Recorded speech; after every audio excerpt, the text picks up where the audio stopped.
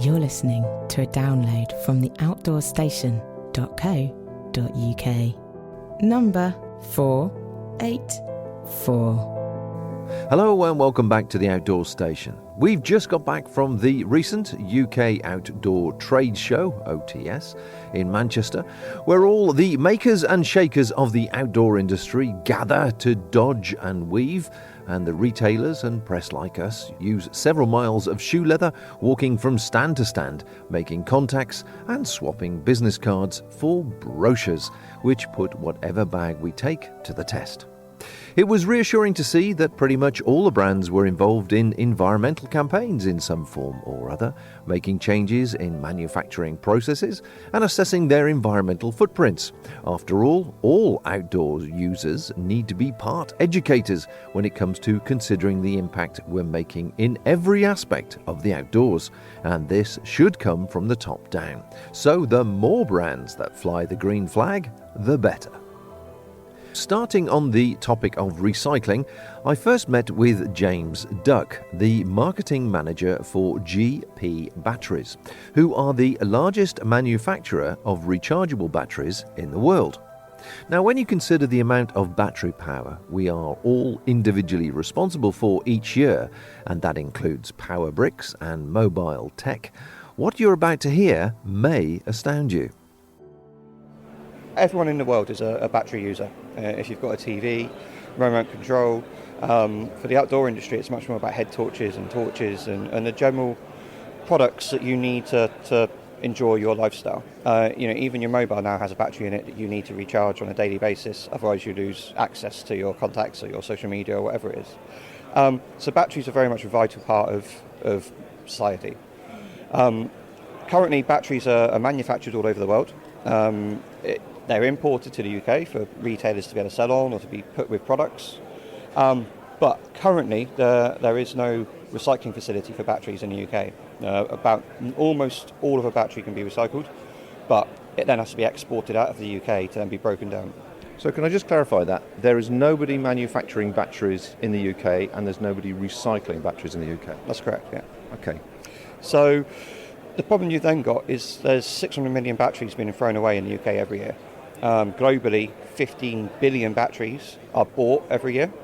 And so, we've got quite a large chunk of the global batteries, in the UK. I think anywhere in this Western world with lots of tech, lots of devices, we'll see more battery usage. So essentially what happens is the batteries are powering the devices, but at the 600 million that are thrown away every year in the UK, half of all consumers don't really know what they can do with batteries. Some people sort of don't feel that they should throw them in the bin, but they don't know what to do with them.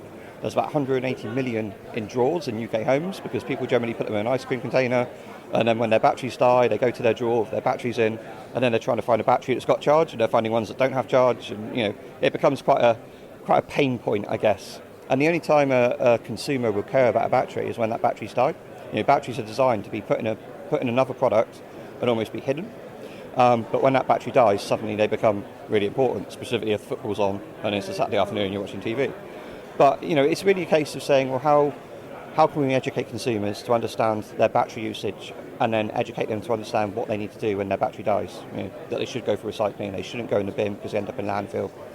And if a battery is thrown in the bin and does end up in landfill, it's going to be sat in landfill for a couple of hundred years while it slowly decomposes. There's chemicals and stuff in them that isn't great for the environment. You said earlier on that about 95% of a battery can be recycled. And obviously in supermarkets, I've seen in supermarkets there being a little recycling bin there. And there's at the local tip, there's usually a battery section there as well, which is predominantly car batteries and that sort of thing. How does that all work in or fit in with what you're telling me?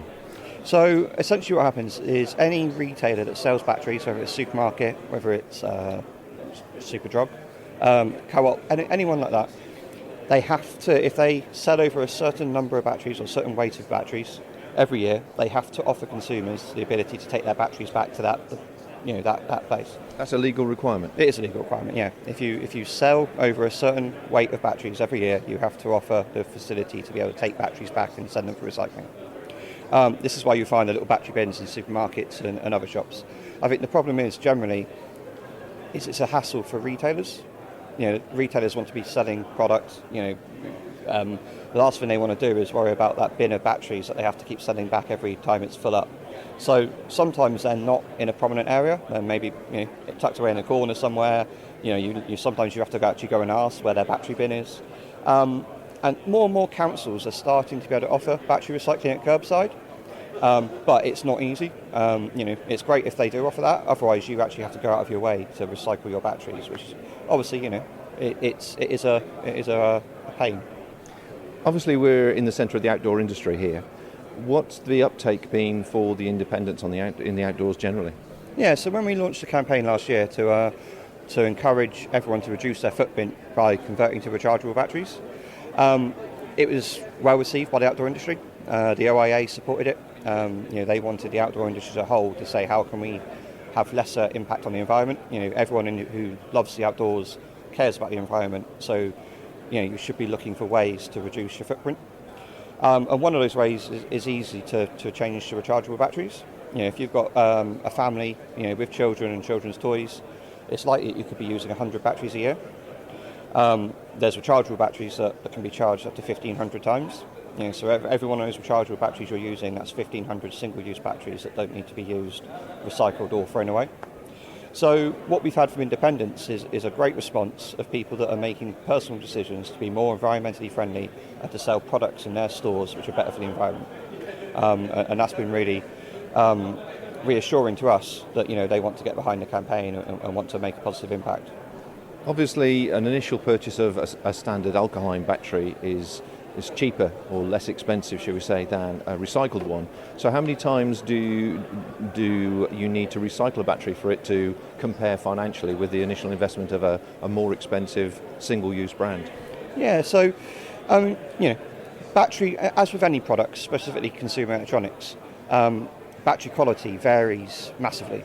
You can get very cheap unbranded batteries. You can get very cheap. There's different kinds of chemistry. You've got zinc, you've got alkaline, you've got lithium, all varying in price and varying in quality. What generally happens in a rule of thumb is if you use rechargeable batteries, which are generally double or maybe triple the price of a single-use battery, you will generally, after you've used that rechargeable battery 3 times, you'll then be saving yourself money. Now, if that battery is recharged and used 1,000 times, that's obviously 997 times you've used a rechargeable battery where you would have had to go and buy a single-use battery. And finally, you were saying also that the approach in the UK is changing towards recycling batteries. There are factories opening up or recycling process plants opening up in the UK that will take all this now within our shores? Yeah, absolutely. So what has been happening until this year is that any batteries that are imported into the UK have been sold and used. That's everything from a consumer little AA battery for your TV remote right through to your car battery. Once it is then dead and people send it for recycling, and any batteries that are sent for recycling then have to be exported out of the UK and sent to recycling facilities in Scandinavia or Germany to then be taken apart. Almost 100% of batteries can be recycled, but they have to obviously be taken apart. The chemical compounds inside them have to be separated. There's all the little components which have to be taken apart before it can be recycled. So this year there are now there's plans to open 2 battery recycling facilities in the UK, one in Scotland and one in England, which means that is going to again lessen the footprint that battery cells are having on the environment, because we're not having to export batteries and they can finally be recycled actually in the UK. So your final message then to outdoors users would be to consider exactly how they're powering their devices? Absolutely. Think about how you're powering your mobile. Think about how you're powering your hand torches and your head torches and any device that takes batteries. And think about how you're doing it at home as well. It isn't just outdoors. Everyone is a battery user. But there is a better alternative out there. You can invest in rechargeable battery technology and start using rechargeables, and you'll see your battery usage go down, or you'll see the need to buy more and more new batteries will go down. Did you catch that? 15 billion batteries purchased worldwide each year, and 600 million batteries thrown away in the UK alone. Plus, we import and export every single one of them. Now, isn't that just mad? Thank goodness new plants are opening up and the UK will soon be recycling them. So please take away from this that every shop who sells more than a few kilos of batteries should have a recycling bin. Therefore, next time you go shopping, ask them where it is. A new freeze-dried food brand had a bold, bright yellow presence that none of us could miss. Well, that and the aroma of heated sample food, which, as it got closer to lunchtime, drew bigger crowds for some reason. Joanna Harding from Summit to Eat, see what they did there? It's clever a title, isn't it? Took me through the range and actually explained how the freeze-dried manufacturing process works. We are a freeze-dried company that manufacture freeze-dried meals to the outdoor market. We pride ourselves on quality. We're all UK-based. Everything's produced in the UK. Very easy to prepare meals, ready in 8 minutes with just adding water. Okay, so Summit is a newish brand to the outdoors user perhaps in the UK. They may not have seen the packaging, a bright yellow packaging. It's quite striking, you'll see it on the shelves. But you've had a history in freeze-dried food before for the outdoors market, yeah? Yes, we used to manufacture Mountain House in Europe. We was owned by a company called Oregon Freeze Dry many years ago, and they're the largest freeze-dried company in the world. So we brought it over to the UK. It all started in Diana Morris's kitchen, that's the manager over at European Freeze Dry, and developed from there. So that's when Summit Sweet come to the market in 2017. So your boss is a foodie then, is she? We absolutely love food at European Freeze Dry and Summit to Eat. We have taste tests every day, so nothing comes out of the dryers without coming past a team of about 4 people. It's all taste tested, and it's not up to standard, it's not going into the pouches. And presumably then you don't take lunch to work? We're all greedy, yep, so we have 2 o'clock in the afternoon, it's taste panel, so we're all bit stuff. We should probably rearrange and have it at 11 o'clock in the morning so we don't need lunch, but we are all foodies and we do all enjoy tasting the food on a daily basis. Well, let's just talk about that for a second, because outdoors people, as I say, have usually got 2 interests in mind when it comes to food that they're purchasing when they're out on the hill. It's either they want as many calories as possible because they're doing a longish or a heavyish trip, should we say, or they're interested in the food taste itself. Now, tell me about the quality of the food and what makes Summit to Eat different to things they may have tried elsewhere. Well, all of the meals that are in the Summit to Eat range have been developed and brought to the market by myself and my manager Diana Morris. We wouldn't put anything out there that we didn't enjoy ourselves. We pride ourselves on the quality. All the ingredients are sourced from very sustainable suppliers. That our mantra is quality comes first. We have 2 different types of meals. We have a 600 calorie meal for the less intense day that you may be out walking, or the high intensity meal which contains 1,000 calories, which is just a larger portion of the regular size that is more for the expedition and longer days that you may have endured. And we don't think we compromise on quality, ingredients, or the energy that you need from the meal, and all you need to do is add water, so it's perfect. So let's just look at the manufacture of food, of cooking. Yeah. Now, as I understand it from what you were saying earlier on, certain companies mix together freeze-dried food to make the pack. Yeah. And you're different to that. Yes, we are. We don't just mix together the ingredients. We fully cook the meal together on site at European Freeze Dry, just as you would do at home. So it's like a home cooked meal, and then we would then cool the trays, put them into the freeze them down, put them into the freeze dryer, and all we're doing is removing the moisture from the product. It comes out of the freeze dryer and we'll pack it into the pouches. It's as simple as that. we talk bandy round the term freeze-dried so often without actually considering the physical process or the machinery. I have no idea what it looks like. Is it a big machine? Is it a small machine? You know, when you cook the volume that you must cook, it must be in, I presume, vats of some kind. Just give us an idea. Paint a picture for people so that while they're sitting on the hill listening to this and they're having a meal, they can work out the process of where it came when it was cooked and how it ended up in their packet. Okay, so we have big cook pots at European Freeze Dry. How big are we talking? We're talking, they hold 100 kilos each. So we do 5 of them a day. We have a dryer that specifically cooks freeze-dried recipes for the meals. And so does a freeze dry then? Does it all go in one thing? Designated to the meals. So that holds roughly around about 500 to 600 kilos. So how big is this machine? It's probably about 2 metres wide, and it probably goes back about 7 or 8 metres. So we load the trays into the freeze dryer. There's approximately, I believe, 98 trays. So we spread the product across the trays. The trays are then frozen down. How long does that take?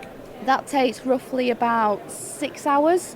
Is it nitrogen they spray across it, or some other freeze dry chemical? No, there's no chemicals at all used there. It's just very important to get the product frozen down properly so that the ice crystals can be removed in the chamber under the pressure that we put it under. So that's all we're doing when we put it into the freeze dryer.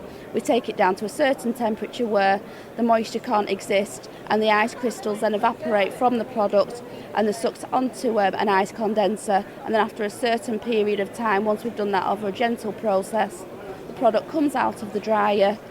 It's metal detected and then goes straight into our packing facility when it goes into pouches. Can I just stop you there? It sounds metal detecting. What are we using that for? Because the product does go onto metal trays when it goes into the freeze dryer. Mm-hmm. We need to make sure that there's no shavings or anything chipped into the food. It's just an extra step to make sure that the product is safe. So yeah, well, we all want that. We all want that. Okay, yeah. so I'm trying to visualise now. They've just come off the trays, and is it sort of all put into another container and then measured out by weight? Yep. So they go into big bags, and we've just got a new machine. That's I think that's about 18 months old now. So it gets put into a hopper. And then it comes into the little filling pots, and then it's dosed out into the pouches. It runs along, drops in the oxygen absorber, and then it's sealed at the end. And the girls at the end check it off to make sure it's sealed properly, because that is very important that the meals are sealed properly. So it's vacuum packed as well? It's not vacuum packed. We put an oxygen scavenger in there. So what's one of those? That is, we make sure that no oxygen can exist once we pack the meal, because if there's oxygen in there, the meal could go rancid. Mm-hmm. So we need to make sure that that's in there and there's no oxygen, so the product stays very stable. Okay, and what's the lifespan of this project? It is 7 years from the date of manufacture, and that is best before, so it could possibly last longer. As there's no moisture in there, there's no bugs that could actually grow in there, there's no bacteria that could grow. So that is also why I was saying it's very important, the integrity of the pack, that there's no air that can get in there. So as long as it's safe, it's been known to last 15 years. Excellent, okay. So there you go. If you're eating a Summit to Eat meal now, there's a little bit of history of how it all goes together. The other thing that I think is quite interesting, again, we were sort of chatting before we started speaking here, was you saying the prepper market is actually quite big from a company point of view. You're supplying food to people who are storing it just in case. Yeah, that's very much something that is growing not just in the UK but in Europe at the moment. We've got a brand called Fuel Your Preparation, which is huge. The prepping market is huge in the USA. Doomsday, what might happen, but in Europe, what we tend to see the trend in Europe and the UK is people preparing for if there's some sort of unrest in Europe versus Brexit. Food may not be able to come into the UK, so just having something that you can put in the cupboard just in case something was to happen, there's a bad storm, there's no electricity, just add water and you've got a meal. And how do those products differ from these products apart from the name and the packaging? So in the Fuel Your Preparation range, we also have a tin with a 25-year shelf life. stored at ambient conditions. So you can just invest a little bit of money, put that to one side, and know that if anything was to happen, you and your family are safe and you've got something to eat that you just need to add water to. Okay, so for the foodies amongst us then, tempt me with your menu, please, if you would, because obviously there are a lot of different needs and tastes these days with vegans and people with different allergies. So how do you cater for that? What's the range of foods that you're going to offer me to tempt me to get stuck into Summit to eat? All right, so we have breakfast offerings available, which is a delicious morning oats with raspberry, and that'll give you a roughly 454 calories, and that's made with just a few simple ingredients. It's cream, sugar, oats and raspberry. It's as simple as that. It's how you'd make it at home, but probably a little bit more luxurious because you may have a bit of milk at home. Okay. Absolutely delicious, and that is suitable for vegetarians. We have recently launched 2 new vegan meals because we know that's very important to people at the moment. But with the vegan meals, we are not lacking on flavour, you're not missing out, you don't feel like you're missing out on anything. Absolutely delicious. So that's a 5-bean cassoulet and a spicy pasta arrabbiata. The spicy pasta arrabbiata does pack a punch. When we do something and we say something, if it's spicy, it's definitely spicy. Very tasty, and we also offer vegetarian offerings, so you can have a macaroni cheese with a 3-cheese sauce, and we have meat offerings available. One of the firm favourites is a beef stew, which is just as good as your mum would cook at home. Absolutely delicious. The only thing I'd probably say it's missing is a bit of pickled red cabbage. Okay, that's good. And the final question is, what's your favourite? Ooh, it's a very tough one, but I think I'm going to have to say beef stew. It's absolutely delicious. But the new vegan meals, 5-bean cassoulet, I say that's my firm second. So you're not a dessert person then? You'll go for the main course, would you? I am. I'm a savoury person, but the chocolate mousse with cherry and granola is a firm favourite. There's never ever any left at Taste Panel once we have that on the menu.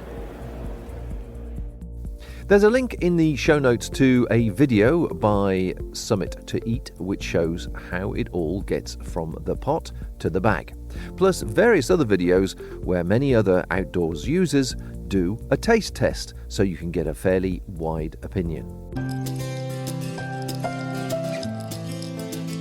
When you sign up for the Outdoor Station newsletter, you have the option to give us feedback on our shows.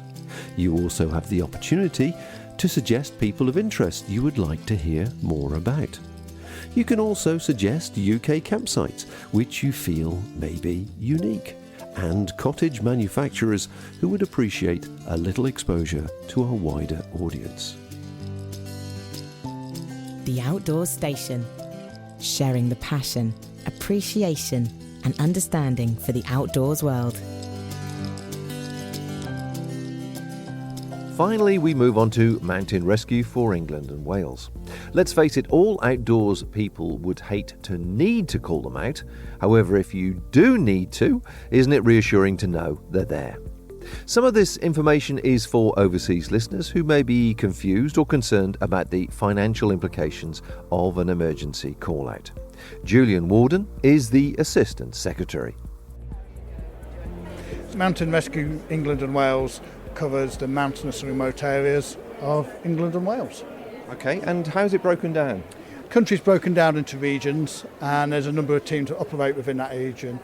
The quantity of teams will depend on the terrain and how difficult it is to get access to the more remote areas. And is everybody involved with the mountain rescue voluntary? All the responders are volunteers, so we have no paid responders. Okay. So now mountain rescue obviously comes into the UK news, local news and possibly international news when there's a serious concern that somebody is lost for whatever reason, or it's very poor weather conditions, and for some reason the news story makes the international news.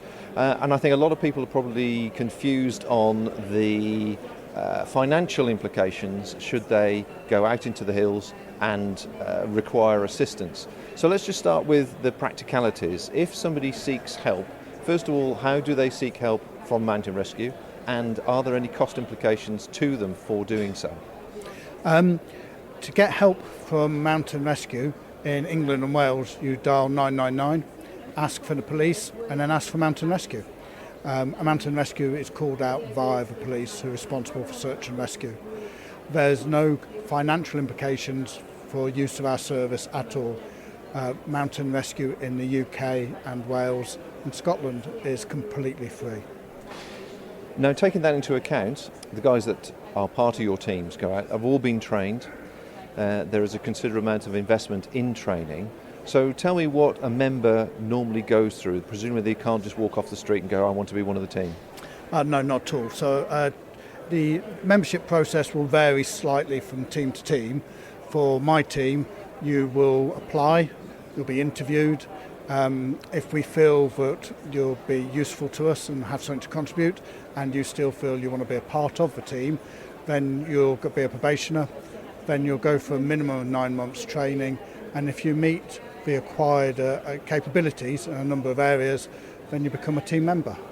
You have to continue your training to maintain your CPD, your continuous professional development, to maintain your membership. Obviously it's open to both sexes. Is there an age range? Is there an age limit for people to volunteer? You need to be physically fit and capable. It's a very demanding role to be a member of a mountain rescue team. As long as you are capable of doing the job, you're capable of rescuing people safely and part of a team, then you're very welcome. Okay. And how does it work, the call-out process then? I mean, does your area, for example, how many have you got on as members in your area, and how many would be called out on a short notice? So the numbers of people in the teams will vary from team to team. Be about 30 or 40 members of a team normally, and everybody's on call 24/7. Obviously everybody's a volunteer, so the day job often has to come first, but we would expect people, if they're available and able to respond to the call out. It depends on the nature of the call out to how many people are needed. So if it's somebody in a known location, then that would use less members, possibly. If it's a search for somebody who's missing, then we'd need a considerable amount of members. So we may be calling a couple of teams to work together to give us enough people to cover the area that's required to be searched. And can you give us an idea of the range of requests for your services? I mean, is it something as simple as somebody is lost, or does it have to be more serious than that? We're called out by the police, so the police would do a degree of filtering. So it could be somebody who is in a known location with a known problem, so fallen over, broken a leg, sprained an ankle, could be a fallen climber. It could be somebody who's overdue, so was expected back and hasn't made it back at the time they expected, and the family and the police are concerned enough to ask us to go and find them. It could be somebody who, for some reason, the police or the family are concerned about their well-being and would like us to establish they are somewhere or not somewhere. And the teams, obviously, as I can see, you're supported by various brands, but presumably you make an investment yourself in appropriate safety equipment, stretchers and medical equipment. Yes. The teams are funded by donations from the general public. We have to be able to put fuel in the vehicles, we have to be able to buy vehicles, we have to buy the medical equipment and maintain the operational capability. We are supported very generously by a number of brands, but the vast majority of equipment needs to be paid for. I was going to ask about the financial side of it. Obviously, with the numbers of people you're talking about and the amount of equipment that they would be needed to service, to provide the service that they do, obviously it's a fair amount of money you need to raise each year. Do you have like a target for each year? Again, each team will have its own target and will be responsible for sourcing its own equipment and maintaining it. The cost varies wildly from team to team, but it's a substantial amount of money that has to be found to just buy rope, keepers and carabiners, jackets, waterproofs, fuel for the vehicles, and with the number of call-outs increasing, that burden gets stronger and stronger. So have call-outs increased year on year? Yeah, significantly. In 2018, We nationally had 2,538 call-outs from 33 different statutory agencies. 2,214 resulted in a mountain rescue deployment. So we actually went out and actively looked, and over 1,936 people were assisted. The majority of listeners we have on the Outdoor Station are from UK mainland, and how can they possibly make a small contribution towards mountain rescue as a just in case they need to call your services out in the future and they feel justified that they've made some sort of contribution to your good work? The easiest way would be by going to our website and clicking on the fundraising area on that. The website address is mountain.rescue.org.uk. Also on the website is a list of all the teams, and you could contact your local team and support them, and their contact details and web addresses are on the team directory.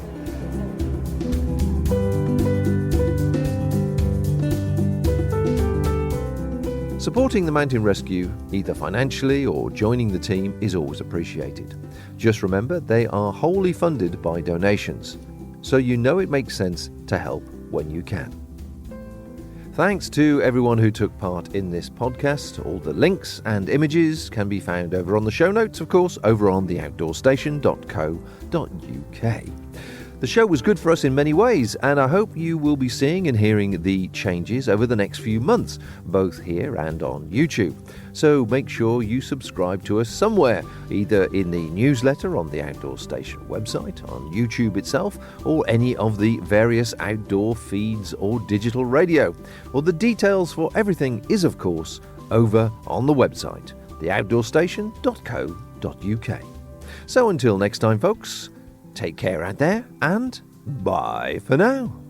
Thank you for listening to this podcast. To hear or see more from our extensive free library, please visit theoutdoorstation.co.uk.